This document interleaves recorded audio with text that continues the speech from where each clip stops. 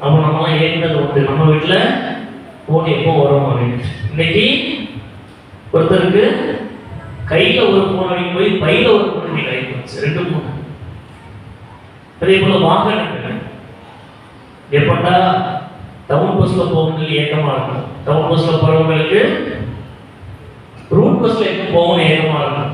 ஆனால் இன்னைக்கு வீட்டுக்கு வீடு கார்கள் ஏற்படுத்த போச்சு. நம்ம ஒரு சைக்கிள் வாங்க மாட்டோமா அப்படின்னு ஏற்கனவே. ஆனால் இன்னைக்கு வீட்டுக்கு 2-3 பைக்கு, ஸ்கூட்டி. இன்னைக்கு துடைக்கிறது கூட ஆள் இல்லை, அந்த அளவுக்கு சும்மா நிற்கும். இப்படி எல்லாமே பெருகி விட்டு இன்னைக்கு என்னது குறைஞ்சிருச்சு? இன்னைக்கு உறவுகள் உள்ளூர்லேயே பக்கத்து வீட்டில் இருந்தாலே இன்னைக்கு என்ன சொல்றோம்?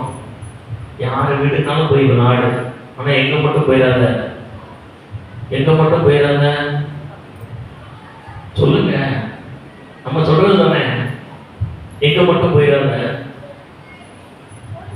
உங்க சித்தப்பா வீட்டுக்கு மட்டும் போயிடாது, பெரியப்பா வீட்டுக்கு மட்டும் போயிடாது, அத்தை வீட்டுக்கு மட்டும் போயிடாது, மாமா வீட்டுக்கு மட்டும் போயிடாது. ஏன்னா இந்த உறவுகள் கடவுள் கொடுத்த உறவு. அதனால அப்ப என்ன செய்யக்கூடாது? போகக்கூடாது. இதுதானே